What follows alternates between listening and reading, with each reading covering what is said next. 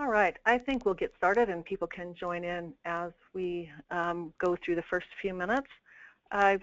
Good morning, or I guess now it's afternoon, and welcome to our webinar, the last in our series of community workshops for the Solarize Bellevue campaign.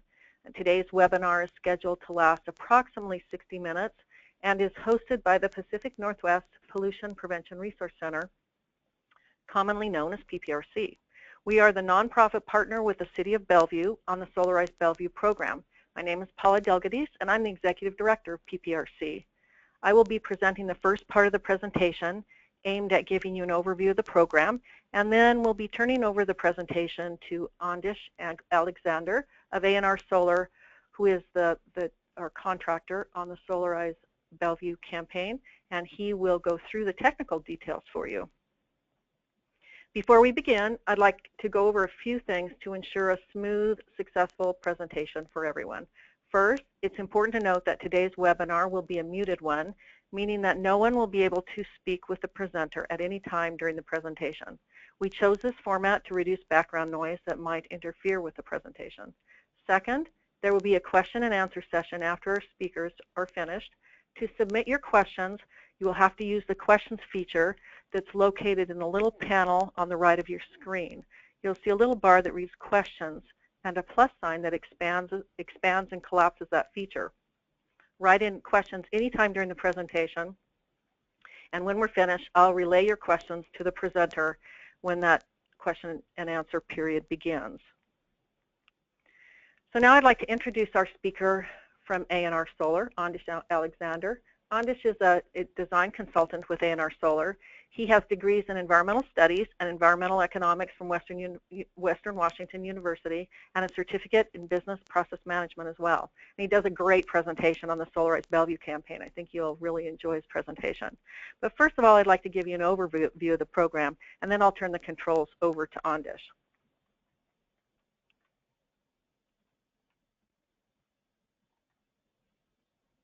My screen was frozen there for a minute. Okay, so here's what we'll do today. We're going to do this introduction to the Solarize campaign. Andish will talk about the costs and incentives, the photovoltaic technology, some of your financing options, next steps if you're interested in learning more about how you can go solar, and the Q&A session. So the Solarize campaign is a really terrific partnership among all of these different groups: Puget Sound Energy, my group, the Pacific Northwest Pollution Prevention Resource Center, the City of Bellevue, A&R Solar, and a number of other partners that are engaged kind of tangentially. But these are the real partners that bring together all the information for you so that you can make a really good, informed decision about whether going solar makes sense for you. And it's been a really terrific partnership working with the City of Bellevue.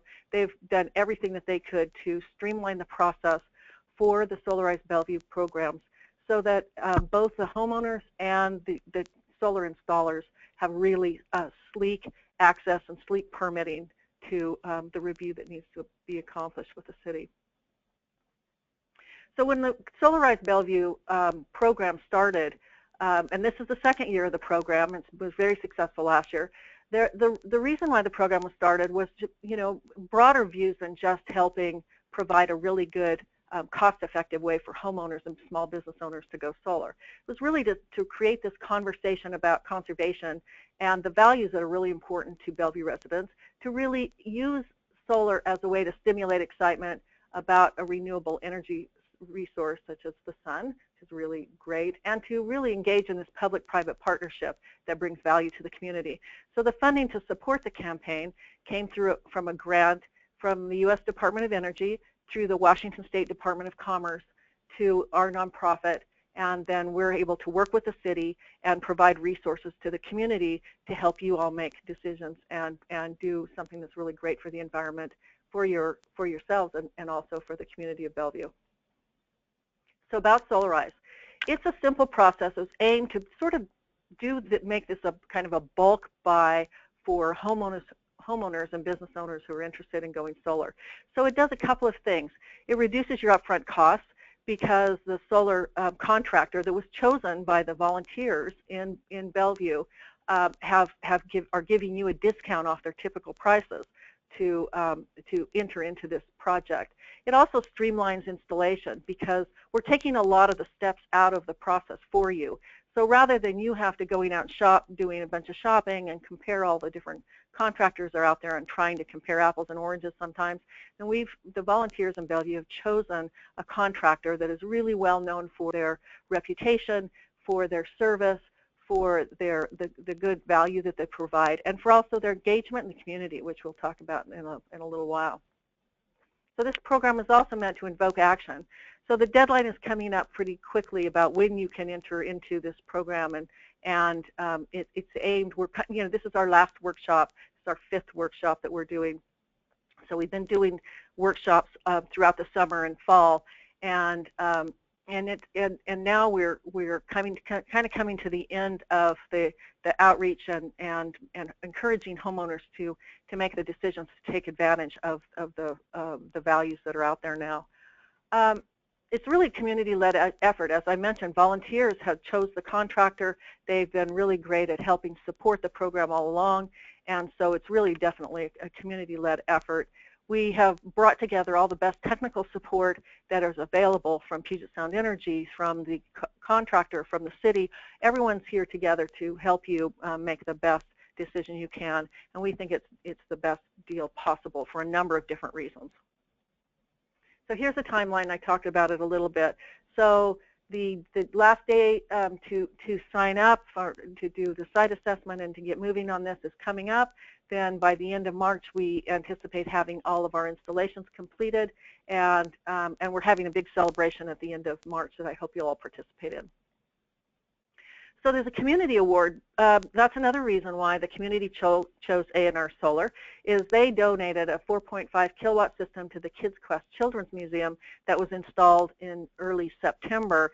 And as you can see the picture there, they had their installers were dressed up as solar heroes, and they put this great system on the new Kids Quest Children's Museum in downtown Bellevue. If you haven't seen it yet, you should go by and take a look. It's really, really terrific. So that we thank A&R Solar for their community values and for supporting the community of Bellevue.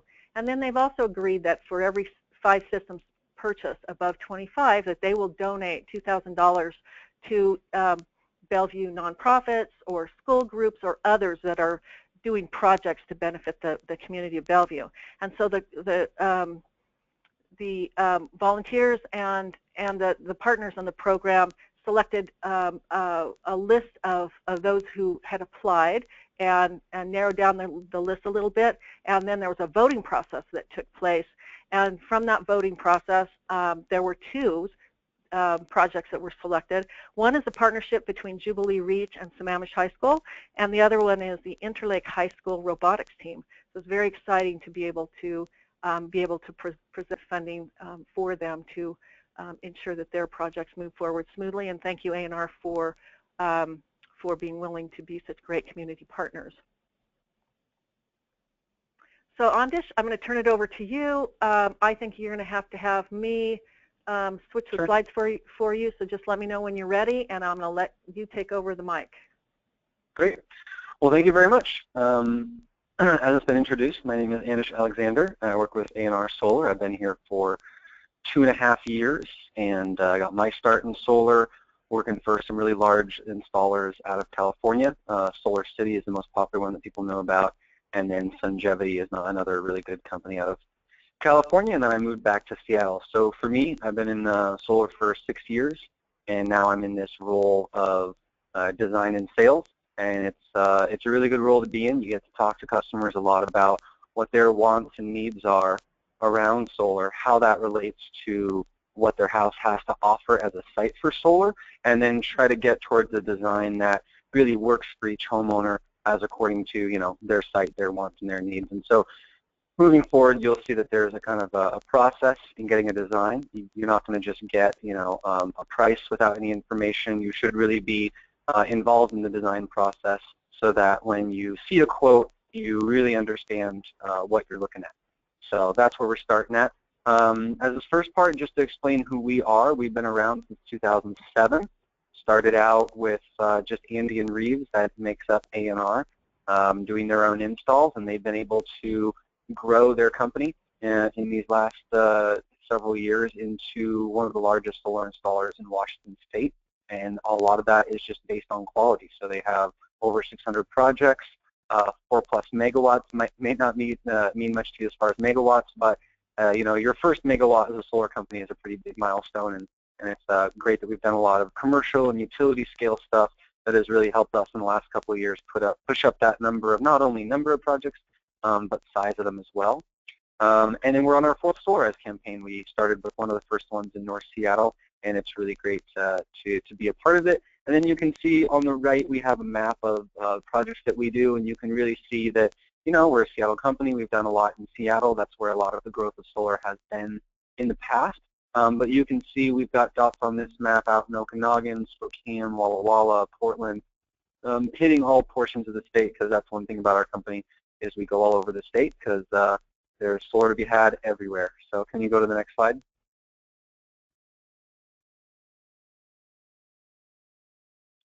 Is it? There we go. Okay, cool, thank you. So one of the major questions that people have about solar is, does it work here? You know, there's a large assumption that we have too much clouds, not enough sunlight. And really the first thing is to say that Germany is the largest installer of solar in the world, and specifically in the Northwest area, in the Seattle area, we get 10% more sunshine than the majority of Germany gets. And so as far as do we have enough sunshine, you know, absolutely. And then you also look back 20 years and compare that today, and the average year from 20 years ago to today in the Seattle area has about 5% more sun access. And so, you know, maybe believe it or not, but we are actually becoming a less cloudy place with more sun access. So that's really great. But there's some other things about how solar works where you'd imagine someplace that's really sunny, like let's say Arizona, would have a lot of sunlight. It'd be really good for solar. But the thing is that when you have such high temperatures, that brings down electrical efficiency. And so that's one benefit we have here is even on a really nice day, it's probably not above 90 degrees. And so the system would be producing more than if it was that same system in 120 degrees. And we're also talking about what it's like on the roof, not just what it's like on the ground, because the roofs are quite hot. And so panels do better there. Also things like raining more. You don't have a lot of dust collecting on the panels and kind of baking and drying onto the top. So, you know, there's a lot of things about the local area between the temperature and the amount of rain that really is actually somewhat of a benefit, even though it's true that you're going to produce less on a panel sited here than in Arizona. But just to say that it's a little more complicated than that. And then the other thing is, people say, okay, but does it work on a cloudy day? Yeah, I mean, if it's beyond sunrise and it's light enough for you to see with your eyes, you know, that system's at least going to be producing something. So can we go to the next slide?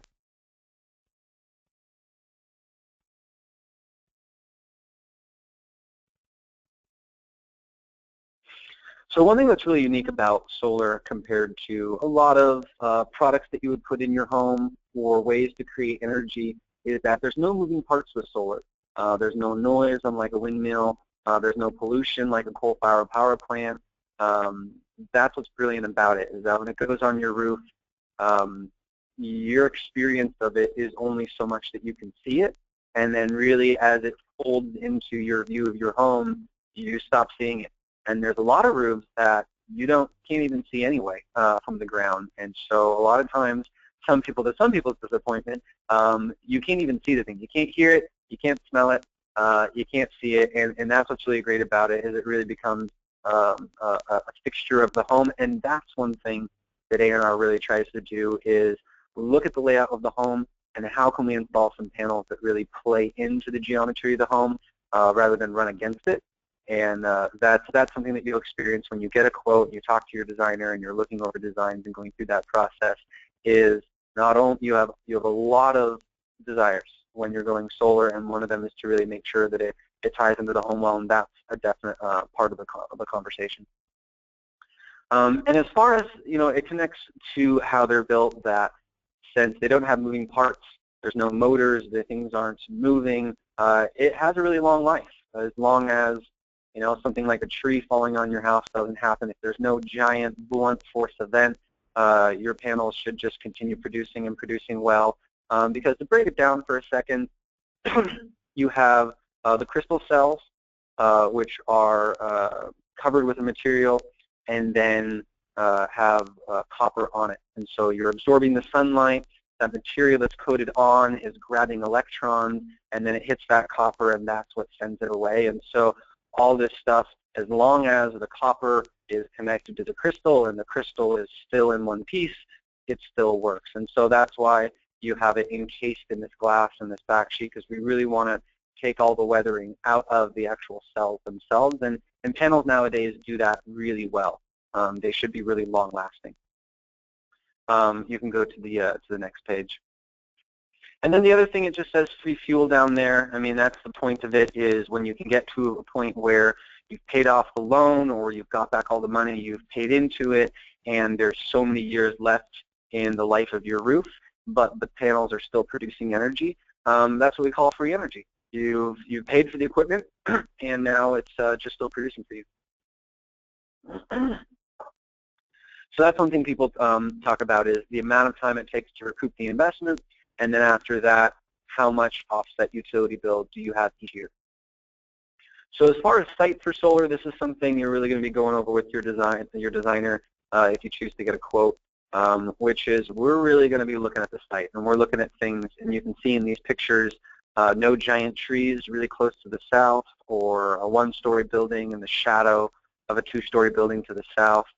We really want to make sure these things are in full sun access. And so you can see in these pictures how these panels are really going to get sunlight from just about sunrise to sunset. And it's okay if there is some shade. We can work around it, and we'll talk about what it takes to work around any amount of shade. But the ideal site is just going to be south-facing without shade. Then you can get into a lot of other stuff about the roof itself. You can see on the left we have a standing seam metal roof, really easy to work on. And then we have on the right, you can't see it because it's all covered in solar, but we have the regular composite tile roofs that most people have. Those are really easy to install on. If you have other roof types, just talk to us about it, and we'll be able to explain what's difficult or not about it, and you know, that will be reflected in the price. You know, if it takes an extra 10 hours to deal with that type of roof, that will be reflected in the price, and we'll get to that part. So you can go to the next slide. And then of the pictures that you're looking at there, as we go to the next slide, the one on the right is of the Grow community in Bainbridge Island, which was a really forward-thinking developer that really decided they want energy-efficient homes that are designed for solar, and then they used us to do all the installations. So that was a lot of fun out there. So is your site right for solar? Kind of like I've been explaining, we're looking at the site. We're really interested in shade. We're really interested into the state of your roof. You can see on the left a photo that has panels in the shade. You know, with photos like that, it could have been taken at 8 in the morning, and there's a tree in the way, and by 9 a.m. it's out in the open. But we really want to track that shade, and we really want to determine how much shade there is, and if and how we can account for it in different technology. We can get to that part later too. But just to say, one, we don't want to put it in the shade. On the right, that photo, kind of, we're just showing that, if you installed in this area where that covered roof is, and that little tree right there, and you designed it as if that tree was always going to stay that height, you'd make some mistakes. And so another thing we're looking at is, are there trees close to your home that are going to be growing rapidly in the next several years that we want to account for? And that is really important. You can go to the next slide. So that's what we're really looking at, is we're looking at what is going on today and what's going to be going on in 10 years. We really want to make sure that we're setting you up with a system that's going to work really well for the life of the system and the life of the roof as well. And that's a big thing. If you don't know about your roof, it's good to go find something out about it, so that when you go solar, you really know how much time is left in your investment. You really don't want to accidentally install on a roof that has only 5 years left in it. That's not something that you or we want to be doing. So a lot of people wonder, what is the size of system that I need? And that's one way of saying it. But the other thing is that, your site is going to dictate a lot. And so as far as size, we're talking about number of panels. And then each panel can be a certain wattage. Right now, a lot of panels that are around 280 watts. And so that's how it drives your system size. If you get 10 panels that are 280 watts, you have a 2,800 watt system. For shorthand, we call it a kilowatt, so a 2.8 kilowatt system. So on a previous slide, we said that the average system size is 7 kilowatts about, and so that's 25, 26 panels somewhere in there. And so that's where you're getting system size. It comes from the panel, the amount that panel produces, and the amount we can get on the roof. But then the question is, but how much do I actually need? What am I going to get? And so we start with your utility bill, which we don't want to install more than you're going to use in a year's time. And so that utility bill, and also a little discussion around if you're adding things like electric vehicles, to get into what's the most we could install that you would actually be able to use. And then from there, we can go to the roof and we say, okay, you may use 10,000 kilowatt hours in a year, but we can only fit a system on your roof that produces 7,000 kilowatt hours in a year. And then maybe you say, well, I would actually, for whatever reason, only like to spend this much money, and that brings you to a 5 kilowatt system. So you can kind of see how you can start at the top of your usage, or even what your estimated future usage will be if you're adding something like an electric vehicle. Then you go to what is intelligent to fit on my roof, and then there's what do I actually want. And so that's how you get down there. And I think this picture is really perfect because it shows there's roof space, and then there is usable roof space. And so you can see we've avoided the tree. We push the panels up and away from the tree as much as possible to get the best sun access, and then that guides the design. You wouldn't want to put panels further over or further down in that design. It would just, in this scenario, we're saying it would be too much shade. So can you please go to the next slide? We haven't said too much about roof orientation, but just to say that a south-facing roof is absolutely what we're looking for. A tilted roof is definitely a good thing, but a roof that is slightly tilted but not a lot, it's still fine. The production loss is really small. A flat roof will do some amount of a tilt kit.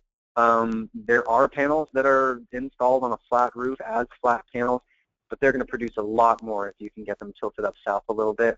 Perfect east, perfect west are fine as well. You're going to lose about 10% production by going from perfect south to east. But some people have southeast or southwest facing roofs, and those work really well too. On a house that has a south-facing roof along with a west-facing roof and an east-facing roof that all are good for solar, I would definitely try to start with the south face, put as many panels as we can there, and then expand to the other roofs, just as a way to make sure that the system is going to perform the best. So when we talk about a system, we're talking about the actual parts of it and the actual components, and there's not that many pieces. If you go back 10 years to before what we call net metering, which is a law, which means that in net metering you get charged on the net annually for your energy. And so if you're using 10,000 kilowatt hours in a year and your system's producing 7,000 kilowatt hours in a year, with net metering it didn't matter when you created the solar energy and when you used energy with your home. All that matters is that at the end of the year you use everything that you created. And so what that looks like is in a sunny afternoon you can be overproducing. And that's going back onto the grid. You're getting a credit with your utility that they hold on for you. And then let's say that night you're cooking dinner and your system's not producing any energy because it's dark outside, but your home is using energy. You have those credits, and you're going to use up those credits before you go back to paying your utility for energy. And we can go over net metering again. But just to say that that's why there are so few components, is because we cut out the batteries, the control charge, or the control panel, the control charger. A lot of those things we've cut out because we don't need to store that extra energy in batteries. We're going to use the grid, which is already there. And so as you can see in the picture, there's some panels on the roof. You have wires in metal conduit coming down to an inverter. So because you're producing DC, but we need AC power. Then you're going through a production meter for the Washington State and Senate. They want to know how much you're producing, and that's their way of having an absolute record of how much you produced. Then we're going to land in your electric service panel. If we can, we're going to use a breaker to put in there. This is one thing that comes up. People have old electric panels, ones that are maybe so old they're a fire hazard, some that are perfectly fine and new. It's just that there's no more space for new breakers. And so that's another thing we'll be looking at is what's your electric service panel look like, Do we need to do something to have a successful install? And if the major change is needed, and it absolutely is needed for solar, then you can get the federal tax credit of 30% on that electric work. Now, whenever we say anything about taxes, I always have to say go back to your tax accountant and confirm that, but that's typically how it's done, is if you need that electric service panel work for the solar, it's included and you're getting the tax credit for that. So a lot of people, it's an opportunity to upgrade that electrical side of their home while doing solar and getting a discount for it too. So then you go to the net meter, just like I talked about. If the system goes all the way through there and it still has excess energy going back onto the grid, and you'll end up with a digital meter, and so it will tick backwards digitally. And you can begin to just see that on a sunny afternoon when you're not using energy. You can just sit by your meter and watch it slowly tick down. And so if we go to the next slide. And that's one thing about all that electrical equipment is it's not too pretty. It doesn't really look good, but we work really hard to try to integrate it into the home. You can see a picture right here. We've done we work really hard to make this stuff look good. And it's difficult, but we do it. And, you know, I say we're the antithesis of the cable guy who's going to not really care and leave all those wires just wrapped around everything. You can see that ours is in metal conduit, is fully encased.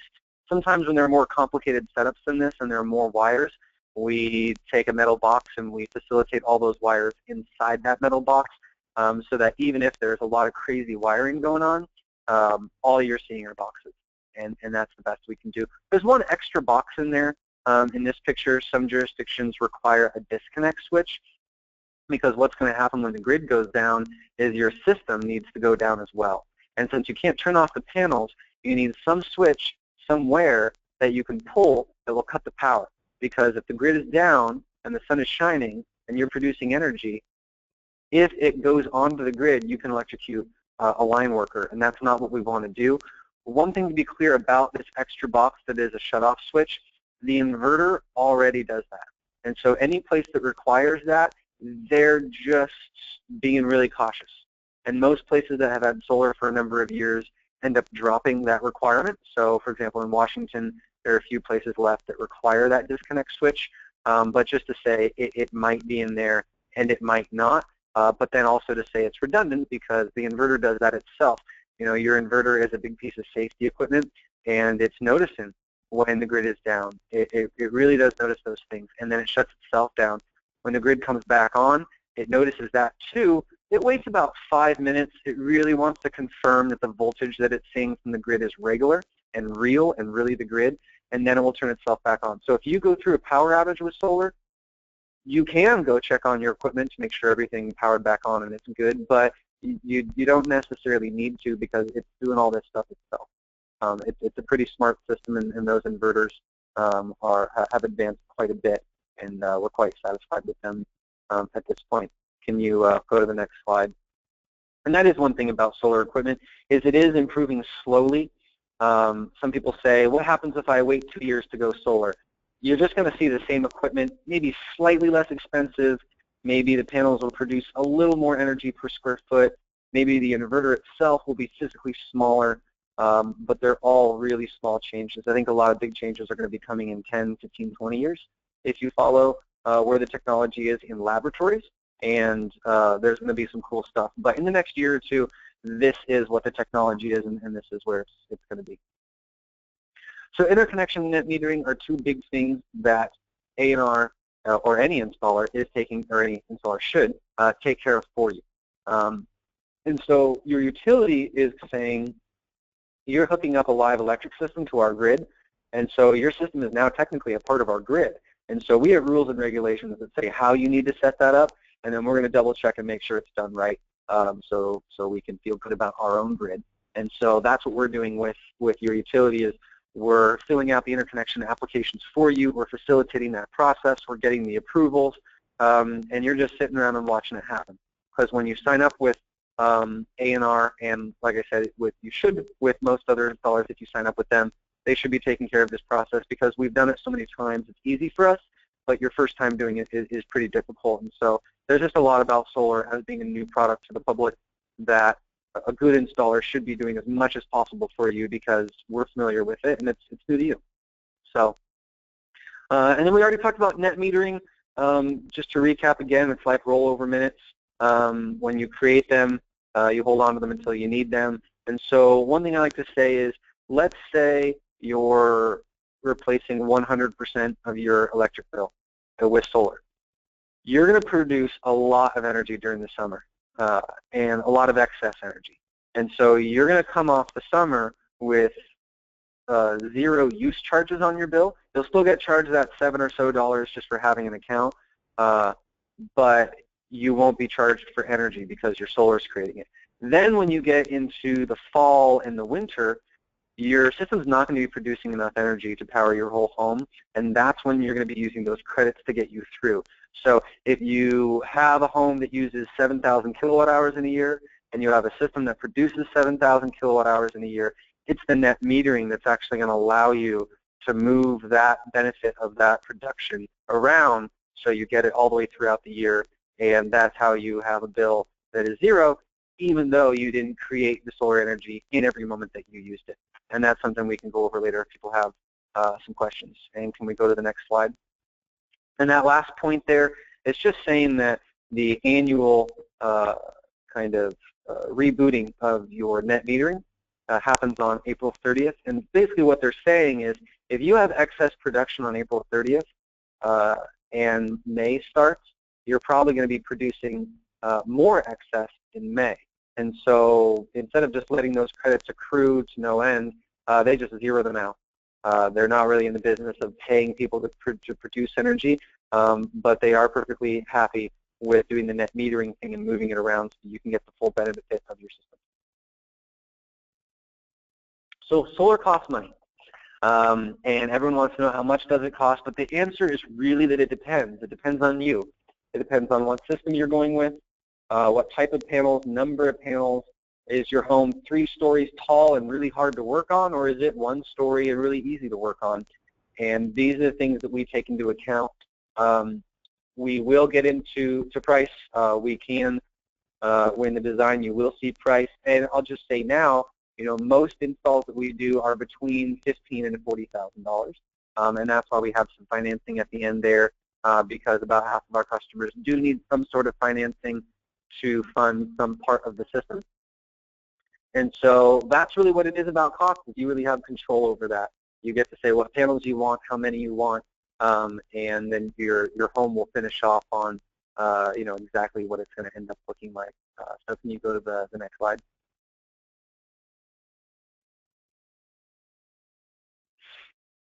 So what we did, and what the community that chose us for the program and negotiated with us to be in the program, they negotiated pricing. And so it was a request from the group that we have sort of set pricing.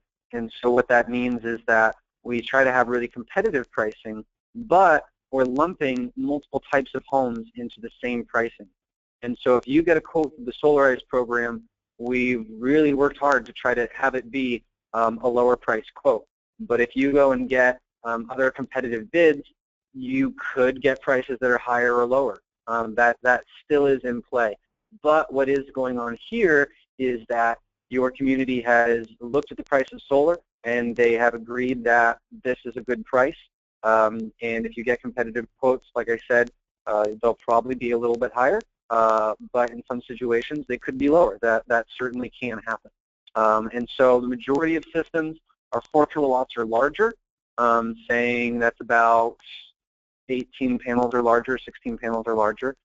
Composite shingle or metal roof, those are easy to work on. 1 to 2 story access, we don't have to spend a lot of time just getting up and getting back down on the roof. The roof slope being below 33 degrees makes it walkable for us and easy to walk around, easy to do our work. And then having E-gauge monitoring was another thing. E-gauge is a really good way to know what's going on with your system. There's a little bar graph or a little graph in the bottom right, and it shows you what your home produces or your home uses and what your solar is producing. And then when you have the E-gauge, which is a physical monitoring unit installed, you then get supported on an online website. And if you allow ANR to also see your account and have access to your account, then we'll also get notifications, the same ones that you get, if there's something clearly wrong with the system. And so the e-gauge monitoring, on one point, it's fun to play with data. On another point, you can use it to drive your lifestyle because you can see, you can watch a spike in energy when your kid takes an hour-long shower, and you can point to the graph and you can say, that's how much shower you took, if that's the way you want to live your life, if that's the way that you're trying to approach energy in your home. But the other major thing is it just provides a peace of mind knowing that there are some ways that a system can malfunction that eGauge is really going to capture well and notify us. So there's a couple of things there. And so, we're locked into giving you good pricing.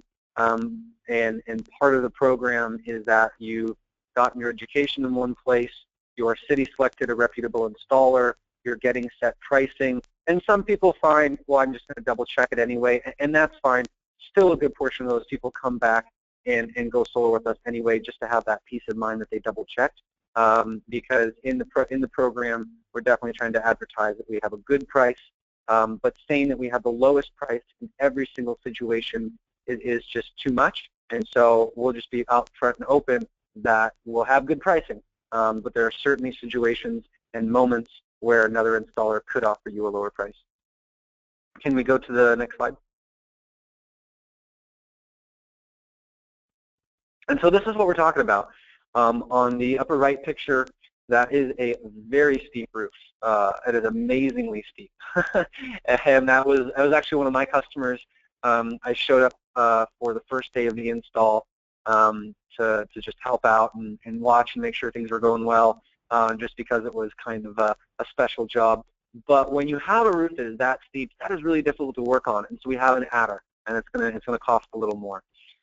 If you want us to install on a pole barn that does not have very good support and was not meant to have weight on the roof, maybe we need to do structural improvements. Maybe we need to do an engineering review, and those things can cost money. But if you have a regular house that is up to code, you're really going to be able to hold this weight, and there's no structural improvements or engineering review that you'll need. It's just that when you get into those other non-residential, non-habitable structures, sometimes there is some upgrades that need to be done. I already talked about the electric service part of it. If your breaker box, your electric service panel, if that is deficient in some way for solar, we'll need to address it. There are several strategies, and you can talk about that with your design rep if it is an issue, and you can talk about the different strategies and what they lend and what they cost, and you can figure that part out. 3+ stories, once again, it takes a long time to get up there, and so we have an agreed upon adder for that. Exotic roof types, we're talking about all those shingles that are not composite. We're talking about these terracotta, we're talking about like tire rubber, we're talking about thick cement tiles. Those are more difficult to work on. They take longer, and it's definitely something to have a conversation with your design rep about it, but it might cost more, or there might be some approach that we'll need to take to make it happen. But with homeowners, where there's a will, there's a way. If you want it and you like the solution, then it can certainly be done, and we've done those types of roofs. For small systems, we really don't do too many small systems. Most people don't want small systems, but if we do, just to say there's going to be a price adder there, because whether it's a small, medium, or large system, we have a lot of the same work that we need to do, and so we're just saying, it's about scale. You got a larger system, price is going to be better. And small system, I think, is under 3 kilowatts, which is pretty small. I mean, that's 10 panels, and most people, when they get into this, have the roof space and want more than 10 panels. Can you go to the next slide? And all these things will be transparent when you're talking with your sales rep, when you're talking about the quote and the price. A lot of what we're doing, we're not making up a price. We have a complicated coding tool where we are putting in what is there in the site, and that drives the price. And so it very much is about what your situation is and what you requested, and then that directly just drives the exact price that you see. So for incentives, we talked about there being a high upfront price, and every energy source in America is subsidized. It's just that with solar, it's the only one where you are going to pay the full price of that energy source, and then you're going to get subsidies from the government. And so, first of all, we have no sales tax up to systems 10 kilowatts or smaller. Most everyone is going to get a system under 10 kilowatts. If you do go above 10 kilowatts, You're going to pay about 9–10% sales tax, and then you're going to get a check in the mail pretty soon after the install for 75% of that cost. And so it ends up being about a 2–2.5% price bump to go above 10 kilowatts even after that sales tax rebate. And so it's just great to avoid it altogether. So a lot of people, when they're looking at what they can get and trying to get a larger system, they end up getting a 9.9 or a 9.8 kilowatt system, and you can just see what they're doing there with getting the most benefit as they can while not paying any sales tax. The federal tax credit is really straightforward. It is 30% the project cost.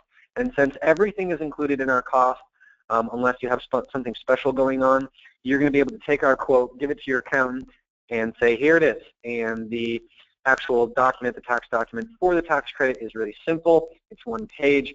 If your tax accountant has never done this before, it should be pretty straightforward for them. But then also to ask them, can I take this? Is this the year that I can take this? Is this good for me?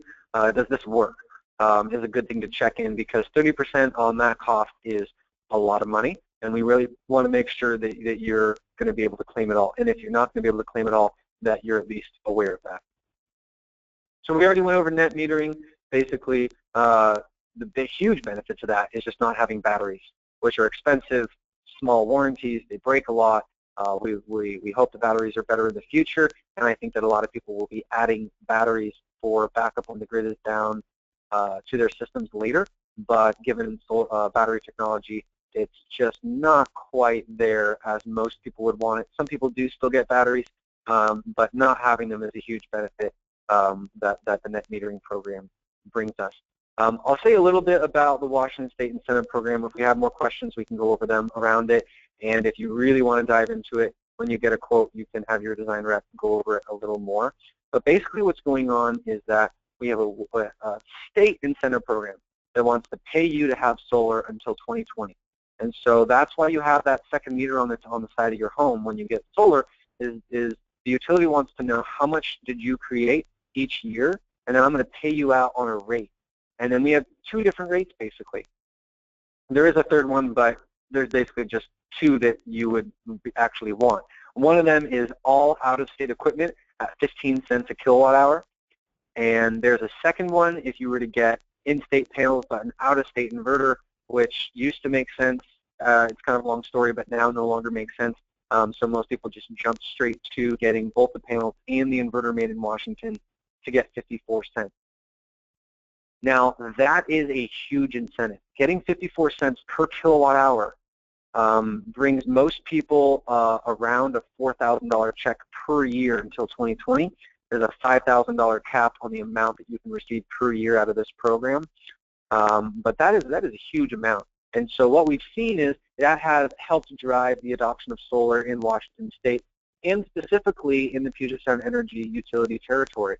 And so as so many people have gone solar, there's not only an individual cap for how much you can get, $5,000 a year, there's a utility cap. And so the utility cap for PSE is around $4 million.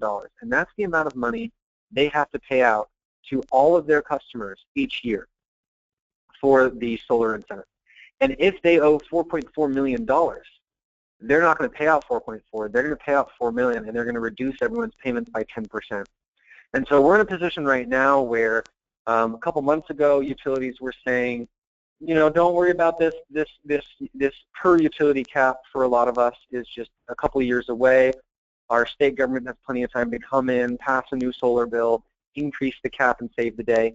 And then about a month or two ago, the big three utilities, PSC, Seattle City Light, Snohomish County PUD, they all said, actually, we're going to redo our forecast for a couple of months from now rather than a year or two.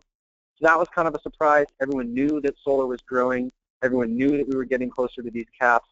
But now we're in a situation where if our state government does not come in and pass a new solar bill in the next legislative session, then people could get reduced payments proportional to the amount that the program is oversubscribed. And so there's definitely some more information there. But when you see a quote, we're going to show you three different scenarios. What the payback looks like if you get all of the incentive money from Washington State, what it looks like if there's some, and what it looks like if there's a large reduction in that incentive payment. And so right now when people go solar, it's just, you kind of got to put up with a little bit of uncertainty. And some people can certainly choose to wait till next year to see what happens before they go solar. But the other thing that is about the federal tax credit, that really large 30%, that is set to go away at the end of 2016. And so a lot of people are going to be rushing to go solar, and a lot of the panel manufacturers are already have long lead times and are going to have even longer lead times going into next year. So if this is the sort of thing where you want to wait until May next year to find out what happens with the Washington State incentive, you might have missed the boat on trying to get an install for 2016 before the solar federal tax credit ends at the end of 2016. And so it's a weird position to be in, but you can see how right now you're at least going to get a good portion of the Washington State incentive, if not all of it. You're definitely going to get the federal tax credit because your install at this point would happen in early 2016, and we have the panels available for it. And if you want to wait till next year, that's fine. You just may find yourself in a very large crowd of people who are all trying to go solar at the last minute, and then you'll be running into panels going away. So it's a little complicated. That's a lot to talk about, but that's what we're here for. And that's what your design rep is for, is so that they can talk you through that and give you a really good, comfortable understanding of what's going on, so that when you go solar, you really know what you're doing. And if you decide to wait, you really know when to re-engage to try to get back in at the right time. So that's a very important part. Can you please go to the next slide? So the bottom line is that you are doing well with solar after the first year. Because like I said, when you're going to pay for the full amount, then you're going to get the incentives.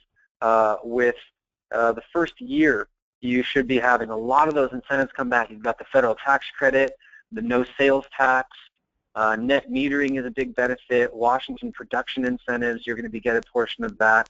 When we say net metering, we're also talking about utility bill offset, and then also Solarize community pricing. And so when you bring all these together, you're going to have pretty much around half of the investment back. And that'll be another thing that we show on the quote. Can you go to the next slide? Because we'll show a financial analysis on the quote, and you can ask for more numbers if you need it, but we really just want to get into what's the upfront price, what are the incentives, what are you waiting for, how long are you waiting for that, and then once you get your payback, how much benefit do you have? And then the other thing is, PSC charges more for energy every single year. Their last rate increase was 2.4%, which took effect I think about 2 days ago, and they are projected to be raising by around 4 to 5% per year for the foreseeable future. So that's a big thing about your utility, is their prices are going up, and solar is a way to lock yourself in and not take that ride with the utility as slowly going up every year.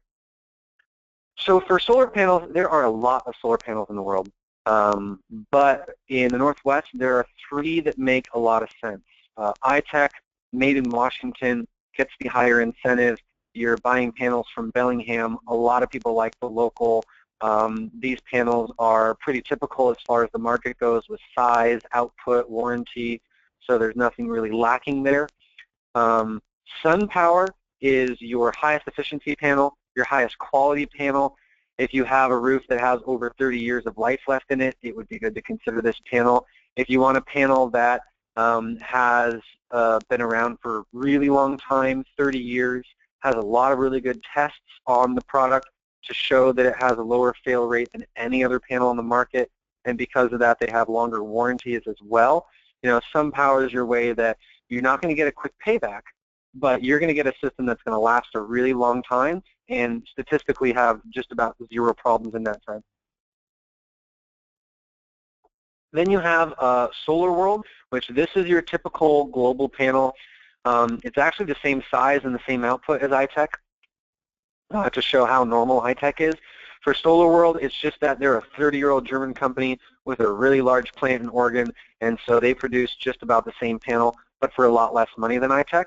But the reason why people still like iTech is that higher Washington State incentive rate. And so you can definitely look at other panels and ask about other panels, but typically this is where you'll fall.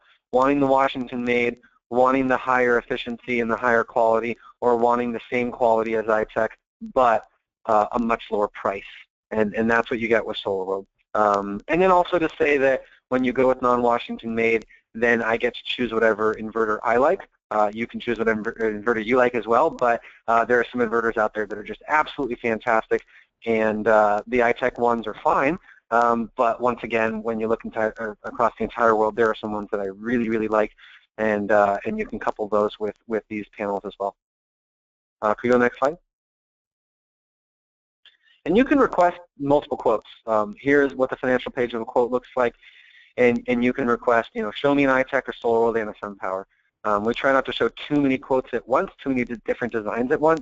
We don't want to flood you. Hopefully during the discussion, we can get towards what you're looking for and show a quote to that rather than just show you a whole bunch of different numbers. But this is what you're looking at. This is a typical size, 6.7 kilowatts. You can see that in the upper portion on the bar that says financial performance estimate.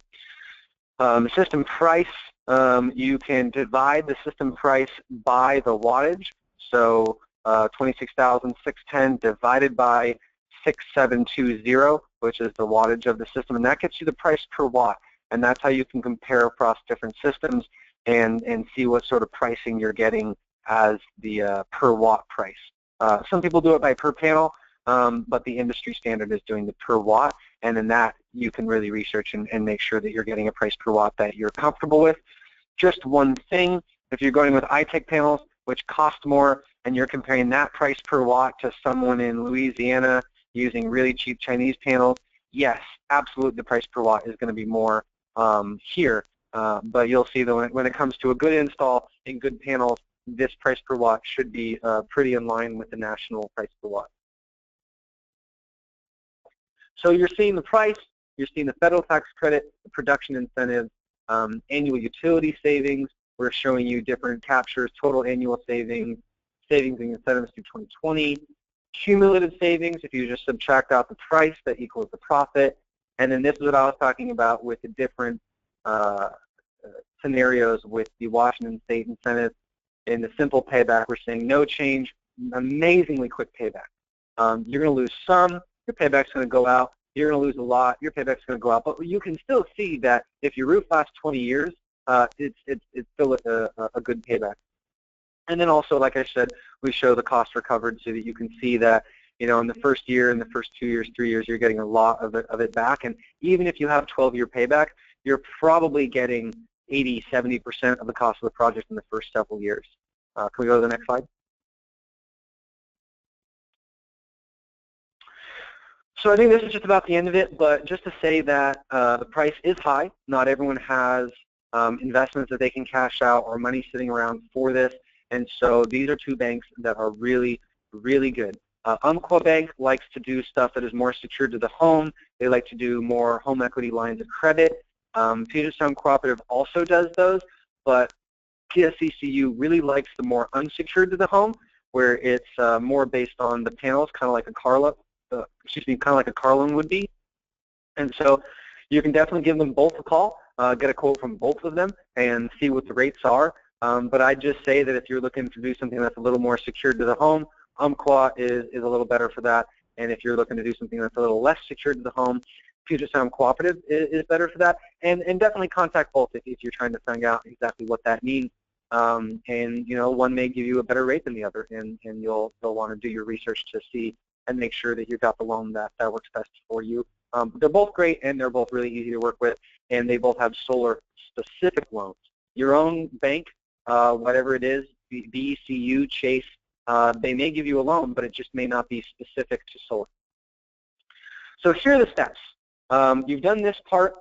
Next is you register with us to actually get an evaluation. It might not be on site at first, but you will definitely get an evaluation, a quote to follow. We have until November 15th to actually sign up for an install. And then from there, we go and apply for the permits. We schedule your install for early next year. We're communicating with you along the way. We do the install. We've done the interconnection and the paperwork for that. The inspections, we're setting that all up for you. We leave you with a live system, and then PSE takes another 1 to 2 weeks to come out, finish everything out, put in your new meter, and then once you're there, once PSE has done that, you have a live system.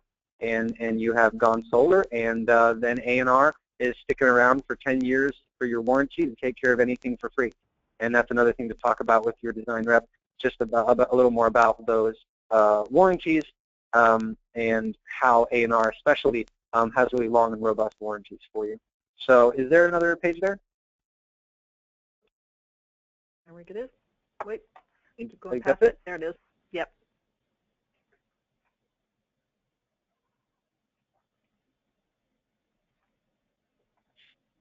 Honest, I think we have a couple questions. Let me pull those up Great. for you. Hi, I'm wondering if it's possible to coordinate the Solarize Bellevue project with an entity, the condo board, rather than with a person. I'm thinking of having solar panels installed across an entire condo complex. Sure. That can get really complicated and may bring you past the November 15th deadline, but definitely still engage because those are possible.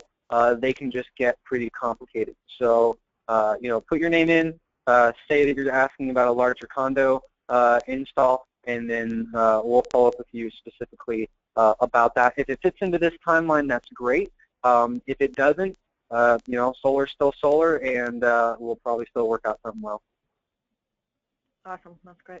Okay, another question. The Washington incentive is for the whole system per year or per how much you produce throughout the year?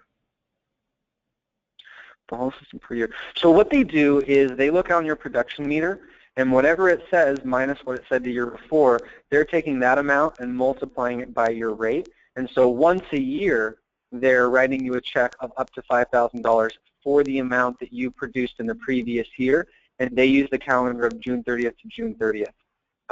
And so I hope that answers the question. But yes, it is a payment that comes once a year based on your previous 12 months production. Do you have to pay tax for that Washington incentive? It's excellent. So that is one thing that is a little informal. I don't think there's an exact thing saying that it's non-taxable income, but the major thing is that both with this incentive and any incentive I have ever worked in any state, the utility does not send you a 1099. Because if you had a 1099 for that, then it would be taxable income, but a solar incentive has never been taxed by the federal government, but I don't believe that there is text saying that explicitly, but there are thousands and thousands of people who have done it in that exact way, and the utility will not send you a 1099. So always consult with your tax advisor. Consult with your tax advisor, but no one has ever paid taxes on income from a solar incentive.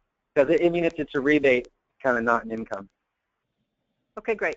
Anders, can you talk about what the maintenance involved with the system, please? Great.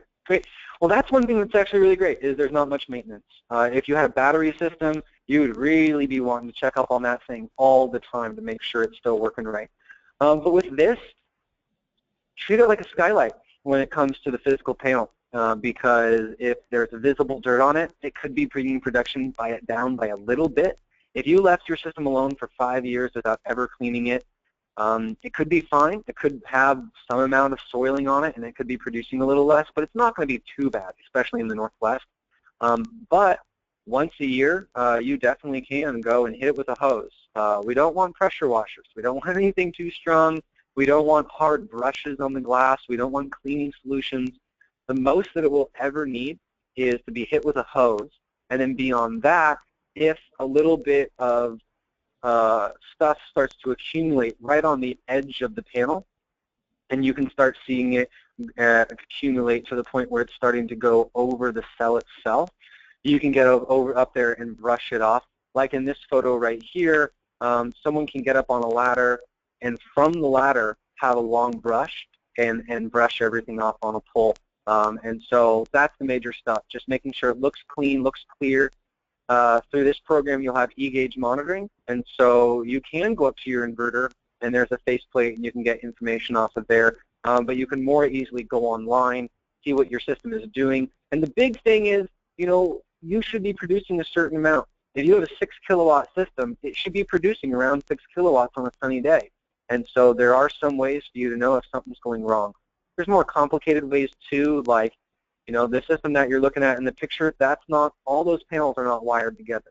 They're actually wired into separate arrays, and each of those arrays has a voltage. And so if you have a system that has two different arrays that are each 400 volts, but you're looking at your monitoring on a nice sunny day, there's no shade on it, and it's at 200 volts, that's a problem. And so there are some definite ways, either between what it's producing in that moment or what it's producing over time, that you'll be able to tell if there's something wrong with your system. And then all you got to do is give us a call, because we have a full 10-year warranty of saying if there's any problem, you tell us, we're taking care of it. And as long as the manufacturer is still there to uphold their warranty, we're putting that new equipment up there for free. So so we're here for that. We have the longest warranties. A&R was the first to have these long warranties, and a lot of the industry has definitely followed us to having a 10-year warranty, a 10-year replacement warranty, and also a performance guarantee where you get paid if your system doesn't produce what it should. And that's what you'll see on the quote. We'll actually say how much it should have produced each year, and you should be hitting those numbers. And if you're not, definitely be following up with us, because we'll want to fix the problem, but we'll also owe you some money if your system didn't produce the amount that we said it should. Great. We have a question about any issues that might happen with installing a torch-down roof. And while you're talking about a torch-down roof, could you describe? I don't think you mentioned anything about the remaining roof life that you should have on your roof before you install, and some issues around that. Great. So any sort of flat roofs, membrane, TPO, PVC, basically what you have to do is you have to open up the roof on each of the point where you're going to put down a leg to create the attachment, and then you have to seal up around that. And so a lot of torch downs are actually pretty easy to do, and we can do ourselves. When you get into really high quality, high-end PVC roofs, we're probably going to want to farm it out to hopefully the roofer that did it. And so that will be a portion of it. We'll go in, cut the roof, put the legs down, they'll come in, seal up around it, and so it's just as good as every other vent on your roof and every other penetration in your roof. And then from there, we're coming back in and attaching our rail and our panels. And so for that, it might take a little longer, depending on the exact roof type. We might do it ourselves or not. And then as far as roof life, some of those torch down, they only last 15 years. And so if it's 5 years old and there's 10 years left before you need to put down a new layer, that's kind of difficult. And I've had customers put down a new layer right before the install, and even coordinate with that same roofer to do those flashings around those penetrations. So with those types of roofs, we can definitely coordinate with the roofer to get it done right. And then I also really like having the warranty go back to your own roofer. I really like that part. And then roof life, yeah, I mean, we're really looking for 15 years or more. That's really what you want, because when you install it, that cost is subsidized. When you take a system down and put it back up, that cost is not subsidized. And so even if it's a low cost, like $2,000, but you're offsetting $500 a year on your utility bill, you know, you've just introduced a 4-year payback into the middle of the financial life of your system. And I don't think I've ever had anyone do that to themselves. Some people say, okay, I have 15 years left, 8-year payback, 7 years of profit. That's really good. But that's definitely a discussion to have, and I have a lot of people have a roofer come out and give them an analysis of the roof, especially if they weren't the ones that put that roof on. They bought the home with an existing roof on. So that's definitely a conversation to have, and important to get good information around that if you don't already have it on your roof. Great. I think we're out of questions. Are there any other questions out there?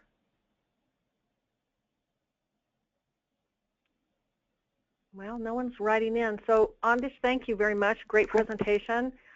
You've got Jen. Hello? We have Jen's contact information here for if you would like to schedule your site assessment. You can contact Jen at that phone number, and we'll also send that information out in an email. This webinar will be, we're hoping it can be posted on greenwa.org. So we've recorded the session for you if you'd like to go back and refer to it. If you have any additional questions, please feel free to contact me. My email address and phone number on the top there. And we want to thank you for your participation today, and thank you again, Andish, and all of our partners and supporters for the Solarize Bellevue program. Thank you very much. Have a great day.